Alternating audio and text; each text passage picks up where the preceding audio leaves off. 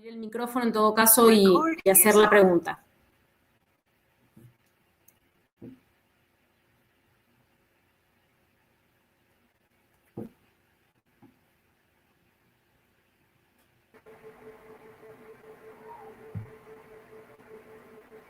Bueno, si nadie tiene... ¿Nadie tiene? Yo voy a ir haciendo algún contrapunto como para poder debatir. Gracias. Vos que estás con el Esteban y el Mariano, podemos empezar y Antonella. No pueden anotar si quieren por ahí en el chat. No sé si hay algo. También lo vamos a leer. No hay nada por eso, sí. Sí, bueno, a mí, digamos, yo me quedé muy, digamos, muy impactada por las presentaciones de los tres equipos, no sé cómo decirlo, pero súper interesante y bueno, sobre todo esto que decía, ¿no? De poner a la luz, de sacar a la luz datos y cuestiones de condiciones y demás que muchas veces desconocemos. Así que bueno, no sé, Sil, ¿vos tenés alguna consulta? Sí, bueno, ahí me gustaría, digo, como resaltar algunas cuestiones que se han ido diciendo. Bueno, los chicos han hecho su trabajo desde el observatorio, principalmente sobre medios digitales, ¿sí? Esteban, corregime, y de Mendoza han tomado 2. Bueno, Mariano comentaba su trabajo también en un medio masivo comercial y, bueno, aportaba, digamos, mi trabajo y mi práctica política desde y mi reflexión incluso académica desde un espacio contrahegemónico, si así se quiere, donde tratamos de proponer otras cosas. Por ejemplo, en estos tiempos de pandemia, la primera semana, por ejemplo, no sabíamos qué hacer, porque acostumbrados a agarrar la cámara, ir a la calle, ir a un barrio, que nos llamen para cubrir una actividad, salir a una movilización, ¿qué hacemos? ¿Desde dónde informamos? ¿Desde qué perspectiva y con qué noticias? Obviamente, la pandemia, al pasarnos por encima como única problemática, que nos atravesó como sociedad, dijimos, hay que hablar sobre esto. La cuestión es como, digamos, en términos de lo que los chicos del observatorio trabajan, es desde cuál es el encuadre que le vamos a dar. Bueno, cubrir lo que pasaba en los barrios populares fue una perspectiva, pero desde las mismas voces de las personas que viven en esos barrios. Otra fue tratar de buscar otras fuentes sobre lo que pasaba en España, en Italia, en Brasil. Nos han llegado videos también de Chile, desde las y los ciudadanos que viven en ese contexto, ¿no? No solamente una voz oficial. Que puede que esa persona dé su opinión y su perspectiva, sí, obviamente lo hace, pero también tratamos de conversar antes con esas personas para ver qué es lo que a nosotros nos interesaba que puedan comunicar. Hoy justamente subimos una nota, bueno, un colega también que está haciendo su doctorado desde Ecuador, ¿no? Después de 2 meses y de ver imágenes atroces de lo que pasó en Ecuador, bueno, ¿qué es lo que está sucediendo hoy y cómo se ve en el panorama político? Que es lo que nos estaba preocupando, sabiendo que no vienen de unos meses muy tranquilos, sino bastante convulsionados tuvo el año pasado Ecuador, ¿no? Tratar de pensar un poco más las noticias. Por ahí nosotros nos demoramos en publicar, en subir, pero la idea es siempre trabajarlas antes, ¿no? Entonces, bueno, algunas de esas cosas fuimos las que hicimos estas semanas. Otras cosas que nos propusimos hacer también es informar sobre cuidados. Entonces hemos hablado con un grupo de nutricionistas, con un grupo de psicólogas comunitarias, con una psicopedagoga, déjame que no me olvide, también con otra psicóloga social, con una enfermera, colega también que trabaja acá en el Hospital Italiano. La idea era, bueno, como citó en sus textos Soledad Segura, tratar de informar, pero no de alarmistas, de alarmar todo el tiempo, ¿no? Sino de tratar de estar atentos, ver la situación y poder construir y acompañarnos desde la información que también nosotros podemos alcanzar. Creo que hay una pregunta. A ver, ahí vemos. Una pregunta para Mariano. Gracias, sí. Una pregunta para Mariano. Mariano, ¿nos escuchás? Sí, ahí respondo. Bueno, en general, Dale, perfecto. El sindicato, a ver, para tratar de revertir la precarización laboral, lo que hace en un principio, esto tiene dos partes. Nosotros como sindicato tratamos de conocer qué es lo que está sucediendo en los medios, pero lo que nos comunican las y los delegados. Tratamos de acercarnos a las personas que están en situaciones de precarización laboral. En general son personas que están con contratos eventuales, con personas que están facturando, y obviamente nosotros para poder accionar o para poder avanzar en cuanto a mejorar la situación de cada una de esas personas, tenemos que tener obviamente el consentimiento de esa persona. ¿Por qué lo digo? Porque siempre en los medios, seguramente mi falta de experiencia en otro sector laboral no me lo puede confirmar, pero en los medios particularmente, al momento de tratar de ir contra la empresa, siempre van a buscar una excusa para echarte, una excusa para cambiar de las condiciones, para que vayas para atrás con lo que estás tratando de hacer. Entonces, a ese espacio nosotros tratamos de llegar a las personas que están en situación de precarización laboral y plantearles las distintas estrategias de lucha que podemos tener. Nosotros en un primer momento podemos hacer carta de documentos, podemos hacer acciones en la Subsecretaría de Trabajo o llegar a medidas más extremas, siempre con el consentimiento de las y los trabajadores, porque en definitiva son los que se van a ver perjudicados, lamentablemente, si llega a ocurrir lo que no estamos tratando de que ocurra, que es que dejen de trabajar en ese medio.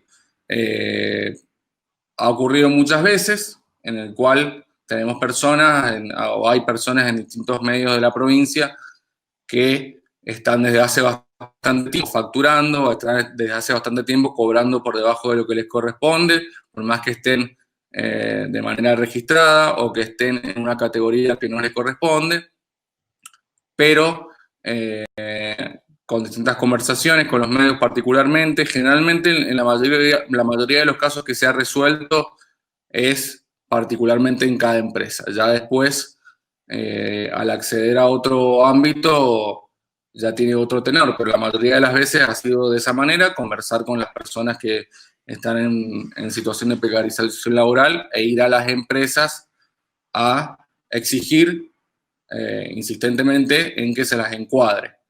No en todos los casos lo hemos logrado, esa es la verdad.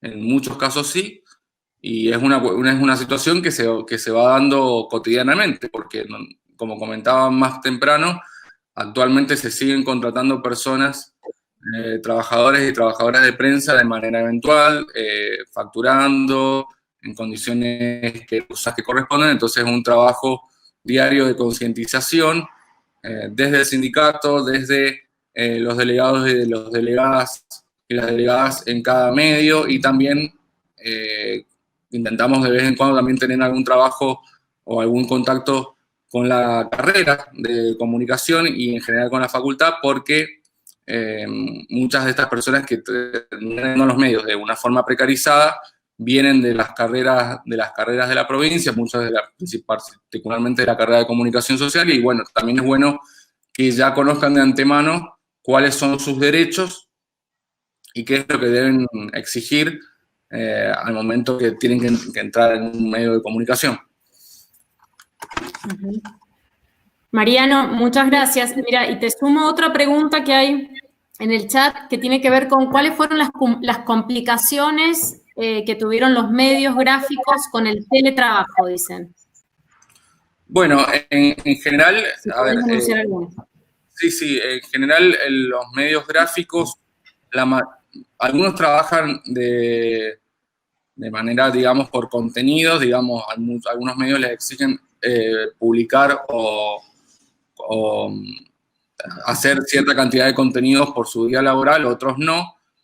Entonces, la falta a veces de temas puede traer esa complicación, pero en general se ha podido trabajar bastante bien, lo digo también en mi situación particular, teniendo en cuenta que se ha trabajado con los medios que cada uno tiene. Esa es una de las principales, la complicación, o sea, digamos, Claro. En cuanto a los materiales, la complicación sería justamente esa, debido a que hemos tenido que usar nuestros materiales, nuestra computadora, nuestro teléfono, salvo en algunas ocasiones que los medios pueden haber brindado algún material para trabajar desde haciendo teletrabajo. En general, cada uno ha tenido que utilizar su material. Por el lado, digamos, de las condiciones de trabajo, esa es la principal complicación, porque no todas y no todos los trabajadores de prensa tienen los materiales, ni el internet, ni los servicios necesarios para poder trabajar de la misma manera que en una redacción. Por el lado específicamente profesional, básicamente no ha habido casi ninguna, debido a que se ha trabajado normalmente desde la casa. Gracias, Mariano. Sí, cosa que nos pasa también a los y las docentes, ¿no? Que trabajamos, que intentamos con nuestros medios. Esteban me hace que sí. Esteban, y hay una pregunta que tiene que ver con la desigualdad de género en la prensa, que creo que en algún momento ustedes dijeron algo. Sí, a ver, lo que nosotros vimos es una tendencia que o sea, yo creo que me parece que para enmarcar el debate en términos más teóricos y no pensar que el mundo ni del teletrabajo, ni de la flexibilización, ni de la polivalencia del periodista empezó con la pandemia. Esta desigualdad, por ejemplo, de género se viene viendo desde todos los relevamientos que nosotros hacemos desde los últimos 3 años sobre todo tipo de temas. La proporción habitual es 7-3 en cantidad de firmas. Aunque a veces las propias redacciones son más equitativas. ¿Qué quiere decir? Que por ahí trabajan misma cantidad de mujeres y hombres, pero las firmas destacadas las tienen más hombres que las mujeres. Y ni que hablar en los géneros de opinión. Las notas de opinión las escriben hombres. Y ahí hay un problema importante. Es una generalidad. Obviamente que uno puede encontrar notas de opinión escritas por mujeres, ¿no? Es una tendencia, que es lo que nosotros buscamos.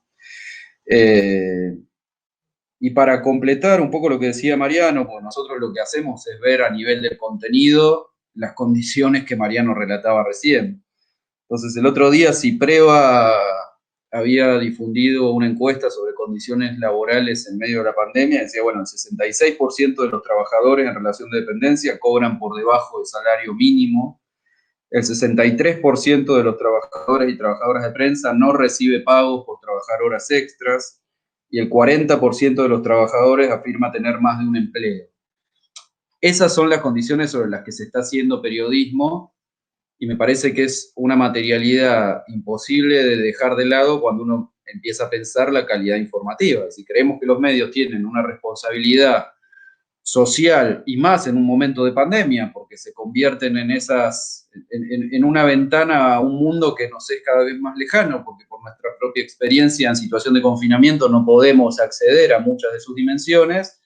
Bueno, en el momento que más necesitábamos medios de calidad, nos encontramos con medios que en los últimos años perdieron 4.500 puestos de trabajo en los últimos 4 años, que no encuentran su modelo de negocio y que se basan en una fuerza de trabajo absolutamente precarizada. Ese creo que es un debate central que tenemos que dar y que Mariano introducía con mucho detalle. Entonces, lo que nosotros rastreamos a nivel del contenido no es más que el resultado de esas condiciones de flexibilización y polivalencia con las que se está trabajando en los medios de comunicación. Así es. Gracias, Esteban. Bueno, y tenemos de Ornella una pregunta para Silvana. Sil, ¿vos estás escuchando? Sí, apago la cámara, sí se graba mejor. Bien. Ahí estoy. A ver, ahí estoy. Bueno, en principio, ahí la leí, la tengo abierta. En principio, por ahí invitarlas a que vean las producciones en YouTube, están todas en el canal. Nosotros no hemos pedido directamente como pregunta adhesión o crítica a las medidas del gobierno, sino cómo estaban viviendo en cada país la situación. Algunos entrevistados o entrevistadas forman parte de organizaciones sociales y y eso les aporta la perspectiva política, ¿no? En el caso de Brasil, como una crítica muy fuerte a la falta de medidas que se han tomado a tiempo o no. La primera que hicimos fue a una colega de Barcelona, en donde sí se han tomado medidas a tiempo, pero digamos, relativamente, digamos, porque la pandemia los tomó muy, la extensión de la pandemia los tomó muy de golpe, entonces, bueno, ella siempre aporta la diferencia entre tomar medidas en Europa y no tener un gran índice de población bajo el nivel de pobreza, como sí lo tenemos nosotros acá. Entonces, creo que si ven cada una de esas, no son entrevistas, son notas con videos que nos han mandado directamente cada uno o cada una de estas y estas colegas, van a poder ver la heterogeneidad con la que trabajamos. Digo, un principio muy fuerte de los medios de comunicación audiovisuales comunitarios es priorizar la pluralidad de voces y democratizar las comunicaciones. Entonces, digo, no mandamos preguntas cerradas, por ejemplo, como premisa. ¿Te gusta sí o no? ¿Qué te parece o cómo? Siempre tratar de marcar ejes de trabajo y de poder construir el relato de esa manera con esas otras personas. Digo, no es que cada uno no tiene una guía, sí, la enviamos, pero también hay posibilidad de decir lo que considero bajo este contexto. Y ahí hay otra pregunta que dice... Sí, exacto. ¿Qué han hecho? ¿Qué elementos? Claro, ustedes como medio comunitario que no hayan hecho los medios hegemónicos. Ajá, sí, por ahí no dice ustedes, digo, si no dice los medios, me parece que ahí también tenemos que tratar de escuchar radios, ver canales de televisión comunitarios, incluso por YouTube. Digo, acá tenemos la posibilidad de tener un canal de aire, pero por YouTube se pueden consultar diferentes canales, radios, portales de noticias, desde la perspectiva comunitaria, alternativa y popular. Nosotros hemos hecho el hincapié, en particular desde el canal, en esto, en visibilizar ciudadanos y ciudadanas que están viviendo este contexto de manera desigual y diferente, barrios populares, trabajadores de prensa. Hoy está por salir un video sobre las y los trabajadores de prensa y ahí también van a poder ver, como decía Mariano, la situación en Mendoza, en Buenos Aires y en otras provincias. Hemos hecho hincapié sobre el cuidado, digo, hay una pluralidad de temas y pluralidad de maneras de abordar sobre la pandemia que no solamente son el gobierno me ayuda o no me ayuda, o qué pienso de las medidas, o cuántas cantidad de contagiados hay, porque de hecho eso no lo van a encontrar, sino diferentes temáticas de economía, política, sectores populares, géneros, desde o en pandemia, si así se quiere, ¿sí? Incluso política internacional. Bueno, creo que hay preguntas para otros compañeros, espero haber saldado estas, si no vuelven a preguntar no hay problema. Gracias, Sil. Sí, para Esteban y Antonella. ¿Pudiste leer, Esteban? A ver, ahí pude leer. Sí. Empiezo. Creo que Antonella está conectada. Creo que sí. Eso es si lo interpreto bien. Sí, ahí está. Y después cierra ella, en todo caso. Entiendo que la pregunta, o sea, que la consulta es acerca de la recolección de datos o el acceso a las fuentes de los y las periodistas. Si es así, no me queda claro si es la recolección de datos de las y los periodistas o nuestra recolección de datos en el observatorio. Entiendo que lo que se está discutiendo es la actividad periodística, así que voy a responder. Parecería que es la actividad periodística, sí. Claro, si no, bueno. A ver, lo que nosotros veníamos viendo, nosotros en algún momento denominamos que hoy se estaba haciendo cada vez más periodismo de escritorio, ¿no? Y este periodismo de escritorio era un periodismo que estaba fuertemente condicionado por esta digitalización de las plataformas, por la velocidad y el último momento como único criterio de noticiabilidad, por la falta de recursos con la que se está trabajando, esto Mariano seguramente lo va a saber mejor que yo, y por este criterio de productividad que decía Mariano, que es común a todas las plataformas de medios provinciales, pero incluso de los más leídos a nivel nacional. Si un periodista tiene que hacer 7, 8 o 9 notas por día y ese es el criterio, difícilmente pueda consultar a las fuentes. y lo único que termina haciendo en el 90% de las notas que hace es editando, por lo general, comunicación de relaciones públicas, es decir, cables o gacetillas que vienen o de agencias o de prenseros de gobierno o por lo general de gobierno o del sector político de diferentes partidos o de fuentes no oficiales, que es decir, empresariales, pero con fuerte poder de lobby, es decir, con fuerte poder de generación de contenidos. Eso es previo a la pandemia. Si se termina de institucionalizar el teletrabajo, la falta de disponibilidad de materiales, como decía Mariano, y la poca posibilidad de salir a la calle, que es otro aspecto que estuvo condicionado, si bien eran trabajadores esenciales, se restringieron mucho las conferencias de prensa, la posibilidad de ir a sentarse a tomar un café con una fuente y demás.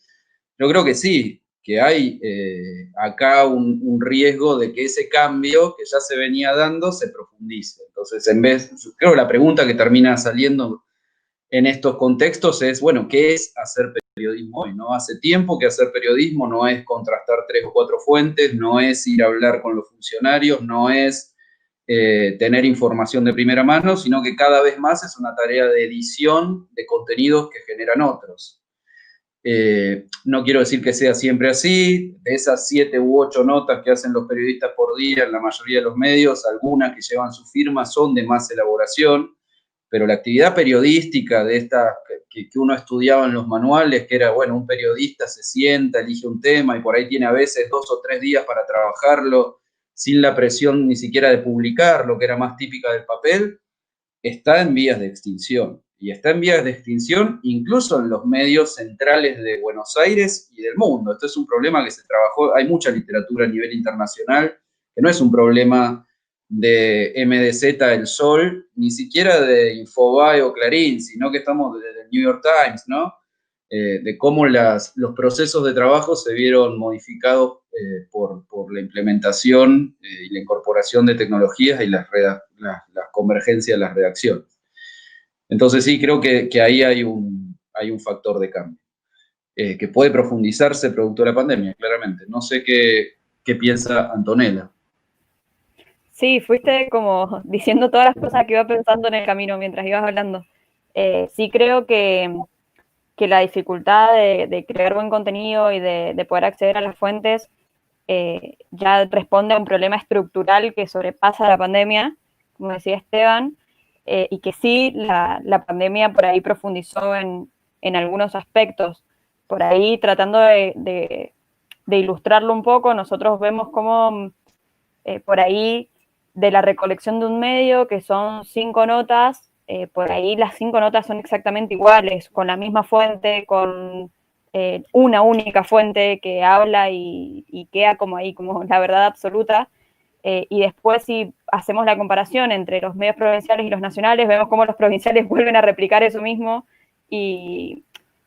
pero responde a esto que decían, que son problemas estructurales, de condiciones de trabajo, de pocos recursos, y de la obligación que se le impone a los periodistas de responder y de ser productivos todo el tiempo. Y también la digitalización llevó a que, en vez de publicar 10 notas que entraran en un medio de papel, tuviesen que haber 40 notas por día para llenar las redes sociales. Entonces, como que todo ha ido dificultando ese proceso de lo que se reconocía como periodismo. Pero sostengo que son problemas estructurales mucho mayores que quizás la pandemia visibilizó y profundizó en algunos casos, pero que responden a otros aspectos que siempre hay que seguir visibilizando y luchando para que cambien de alguna forma. Bien, bueno, creo que muy relacionado más. Y después una pregunta más para Esteban, que es: ¿qué sectores de la población mendocina tienen la capacidad de hacer lobby? Si se puede ampliar ese concepto.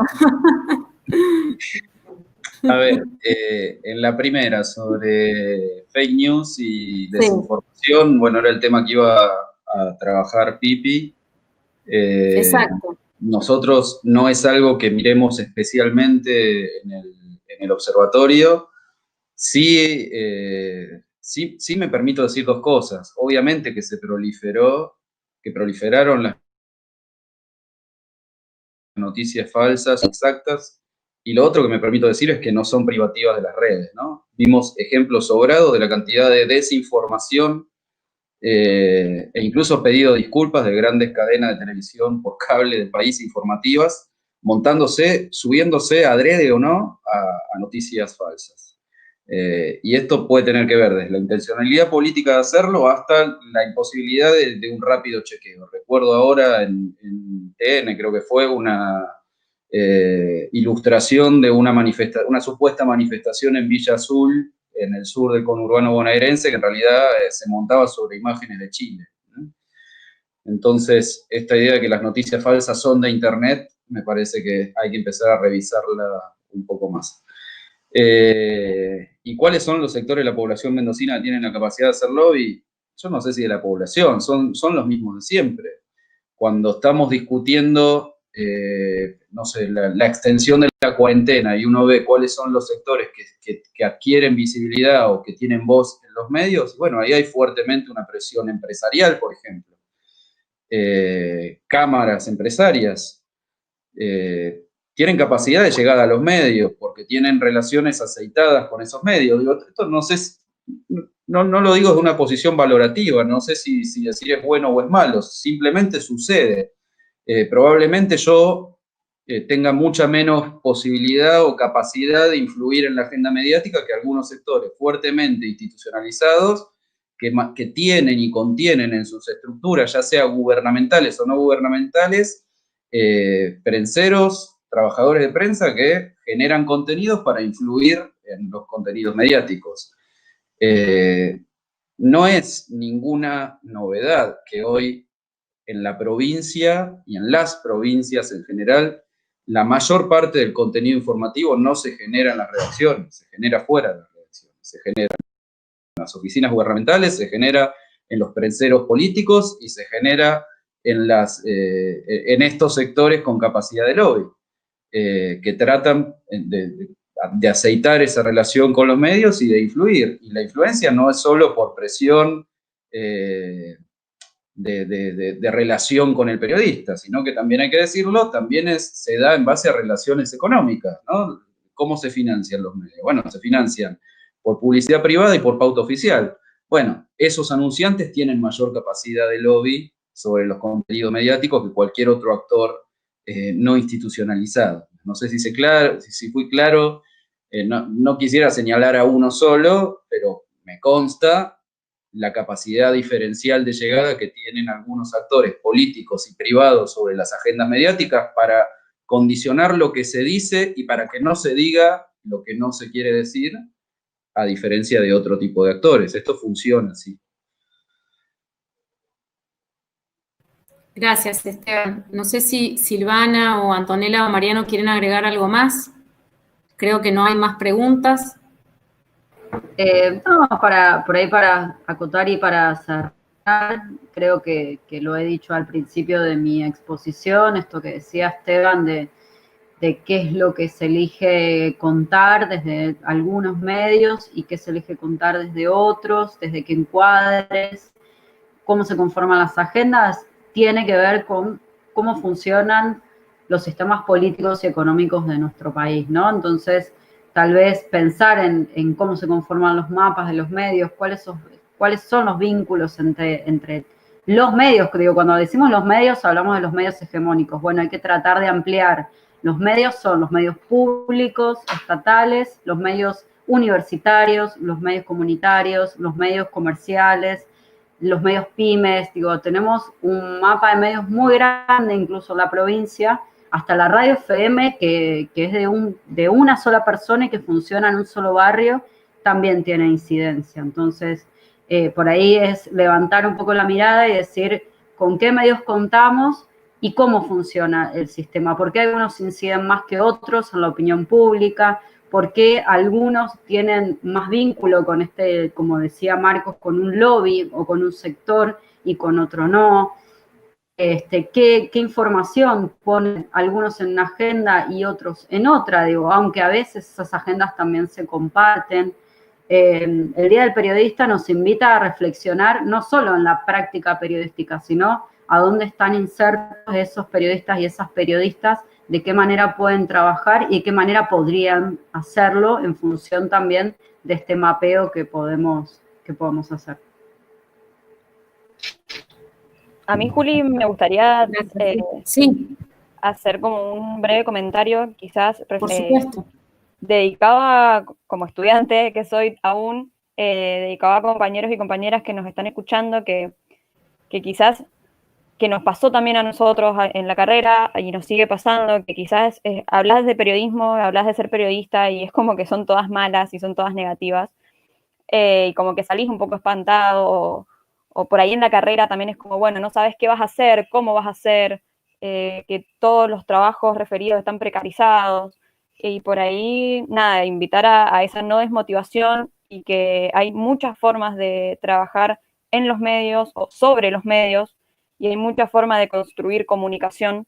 Entonces, nada, invitar a esa reflexión de qué queremos, cómo queremos, y que se puede desde distintas perspectivas y desde distintos ángulos, y seguir, o sea, no quedarse en que, bueno, es así y es un trabajo precarizado y va a seguir siendo precarizado, sino invitar a esa movilización de seguir reclamando derechos que nos pertenecen, y que si seguimos movilizando y si seguimos debatiendo y si seguimos generando estos espacios y con esas ganas y con ese ímpetu y esa devoción que tenemos, creo, todos por la comunicación, seguramente se podrán construir mejores espacios como los que dice Silvana, y seguir, si no, reflexionando sobre las prácticas que están establecidas como hegemónicas y seguir construyendo a partir de ahí, pero no desmotivarse y decir, bueno, no voy a hacer nada con esta carrera porque hay mucho por hacer y mucho por construir.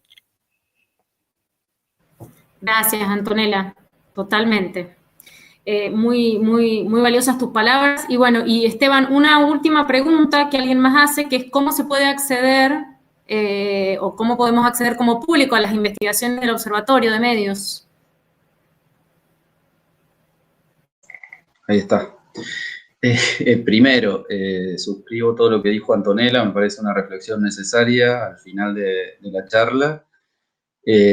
Segundo, bueno, hace muy poquito, Anto, y bueno, le estamos poniendo mucha pila, pero ahí Antonella es una genia a las redes. Tenemos una página una fanpage en Facebook, tenemos Twitter. ¿Querés decirlo vos, Anto? Y ahí vamos tirando, ahora termino yo y decí bien vos los canales, porque yo no me los acuerdo, soy bastante analógico. Sí. Y vamos colgando informes parciales, vamos colgando diferentes notas que estuvimos haciendo en medios también, de diferentes tipos de medios digitales, en donde vamos publicando resultados. Y de acá en adelante, bueno, por ahora vamos cruzando datos y haciendo este tipo de presentaciones. Todavía no tenemos un informe formalizado y final, más académico, que será el punto de llegada cuando pase un poco el trabajo empírico y de campo que estamos haciendo día a día. Así que por ahora hay informes parciales a nivel de divulgación, y seguramente en esas redes y después a partir de otros canales más formales de la universidad, cuando retomemos la normalidad o la nueva normalidad, iremos socializando. Pero Anto, si querés, tenemos un Twitter, un Facebook y un Instagram, y Anto es quien sabe más cómo acceder a ellos. Ahí pasé los usuarios con los @ por el chat. Twitter e Instagram son iguales, Facebook es distinto, básicamente es Observatorio Medios Uncuyo.